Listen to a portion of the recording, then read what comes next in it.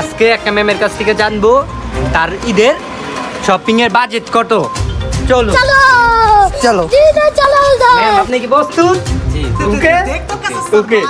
তো আপনার ঈদের শপিং এর বাজেট কত টাকা? আমার ঈদের শপিং এর বাজেট 5 লাখ। আসলে এটা আমার বয়ফ্রেন্ড দেয়। আমার বয়ফ্রেন্ড তো ইউএসএ তে থাকে, সেখান থেকে আমি যা বলি তাই এনে দেয় আমাকে। আমার একটা দুইটা বয়ফ্রেন্ড, আমার তো 3-4টা বয়ফ্রেন্ড। যার কাছ থেকে মন চাই তার কাছ থেকে চাই, দিয়ে দেয়। আমি ব্র্যান্ড ছাড়া কাপড় পরি না, যেমন মার্সিডিজ, প্যারাডো, এগুলা আমার ব্র্যান্ড থাকে অলরেডি, আমার কালেকশন থাকে। প্রতিদিন আমি এগুলো পরি, তাই আমার বাজেট এত। এই ঘড়িটার দাম জানেন কত? 1 লাখ। বুঝছেন? এই ওনাটার দাম জানেন কত? 2 লাখ।